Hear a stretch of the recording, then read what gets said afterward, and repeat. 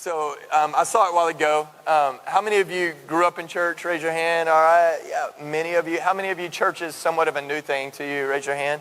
Somewhat of a new thing. All right, that was me. Listen, I didn't grow up in church. Like, I didn't even step inside of a church building until I was 16.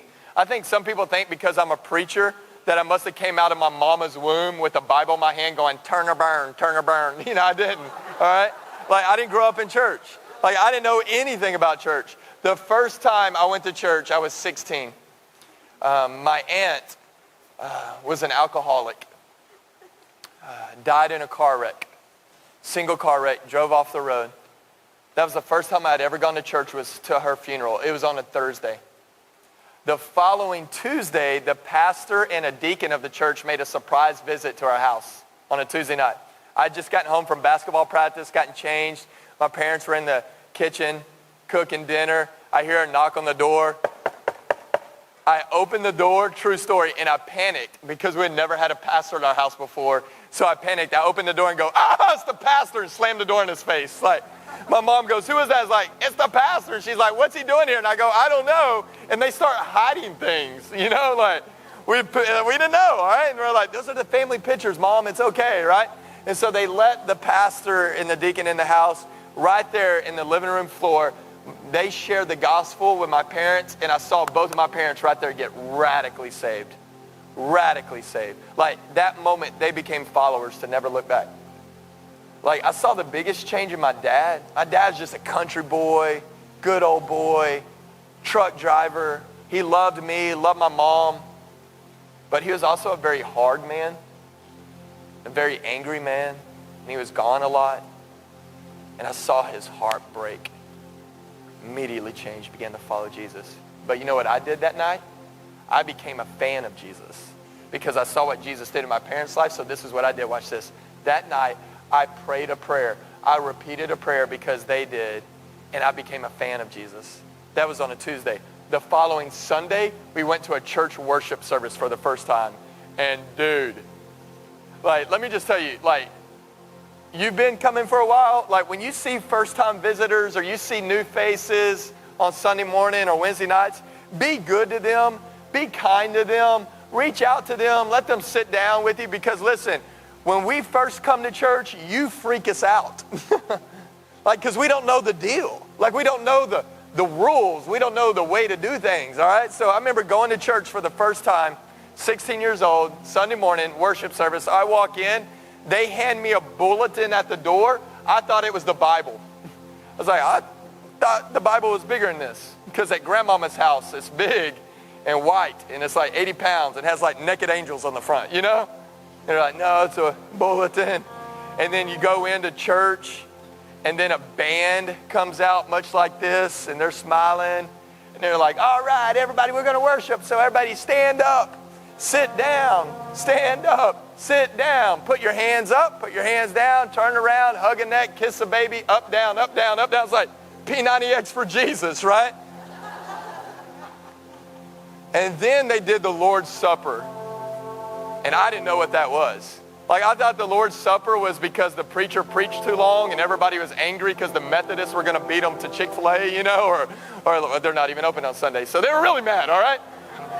But then they're like, the Methodists are going to beat us to the restaurant. So break out the crackers and grape juice, we're hungry, you know? Like, I didn't know what that was. And then they did a baptism, and because I didn't know what a baptism was, I was like, this church is legit. They got a hot tub up in here, woo woo, you know? Like, had no clue. But here's the sad thing, is that I was a huge fan of Jesus, and here's the sad thing, is I learned how to play the game. What I mean by that is this. I went to church every Sunday and every Wednesday. But my sophomore year, the end of my sophomore year, end of my junior year, I started going to parties. In fact, I probably became more of an immoral person after going to church than I did before I started going to church. Started going to parties.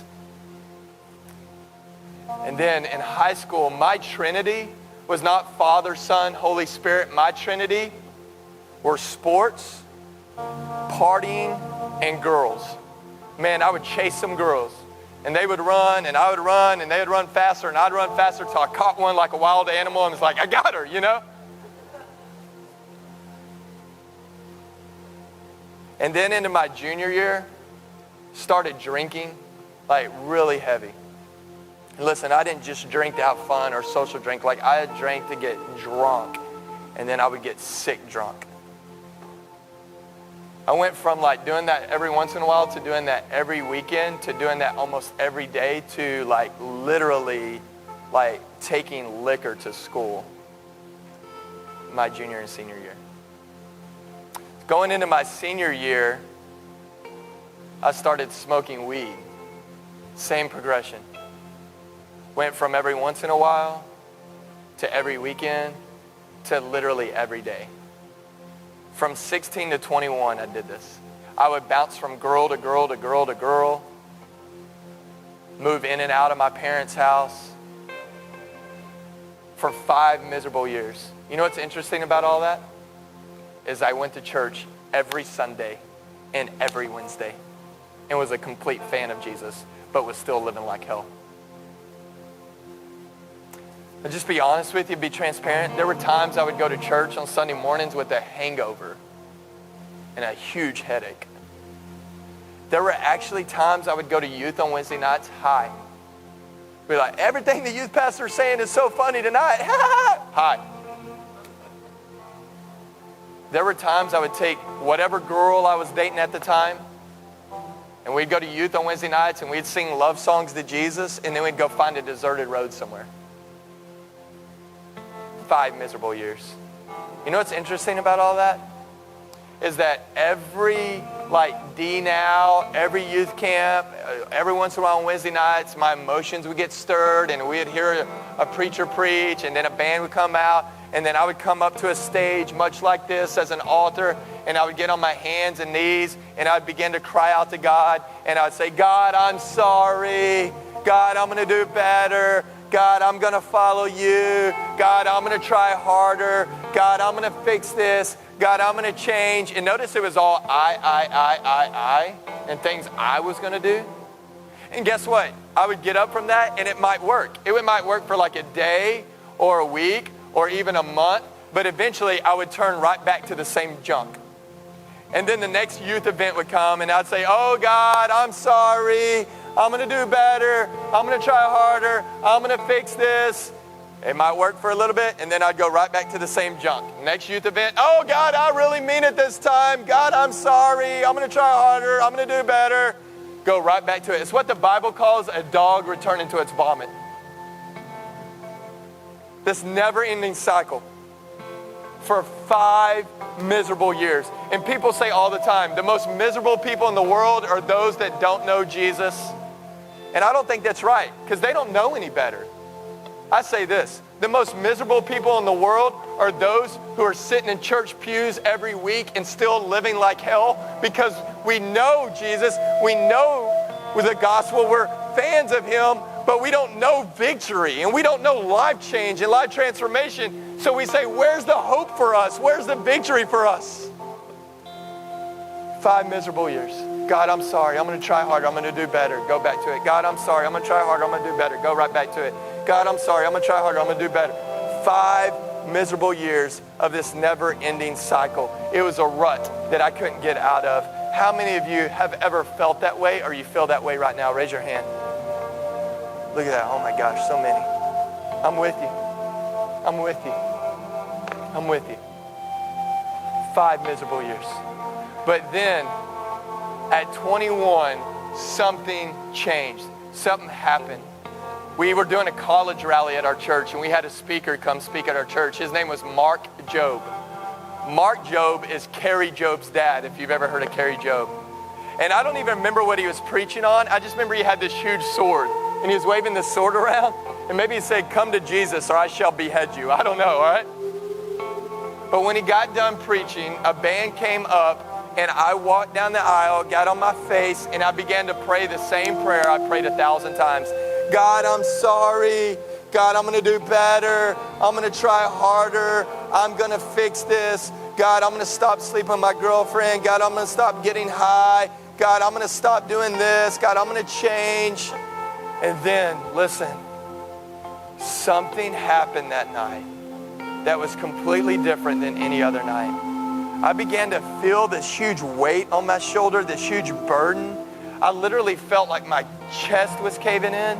Like, have you ever been under so much stress and anxiety and pressure that you couldn't catch your breath? It was like a panic attack. Have you ever felt that way before? Like I couldn't breathe. And then something just like broke in me. And it's kind of like what the gospel says, let those who have eyes see and let those who have ears hear. Because in that moment, like my prayer changed. And my prayer changed to this. Instead of saying, God, I'm sorry, I'm going to try harder and do better. This is what the prayer changed to. I remember it as clear this day as when it happened. I say, God, I'm not going to do better. I'm not going to try harder. I'm not going to fix this. God, I'm not going to stop doing those things. Because God, I can't. I can't change it. So God, this is me. So either you come in and save me and change me from the inside out, put your spirit in me to where I follow you and you change me. God, either you do that or this is me. So God, I'm just going to be miserable. I'm going to be in prison, or I'm going to die, or I'm just going to fake it the rest of my life and be absolutely miserable. So God, that's me. So God, I'm not going to fix this. I'm not going to change. God, I'm not. So God, I give up. I quit, I surrender. God, I can't. And listen, friends, I think those two words, I can't, are sometimes the most beautiful words God can hear. Because the first step to admitting He can is admitting you can't.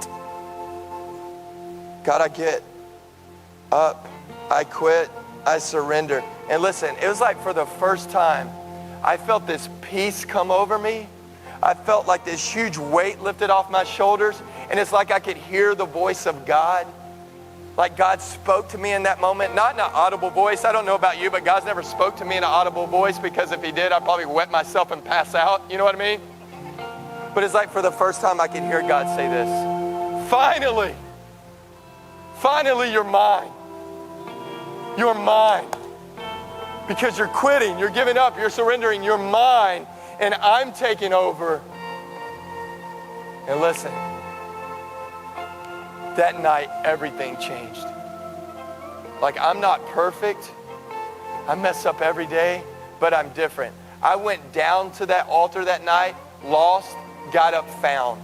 I went down that altar that night, dead, got up alive. I went down that altar that night, watch this, a fan of Jesus, and got up and was a follower of Jesus. Everything changed that night.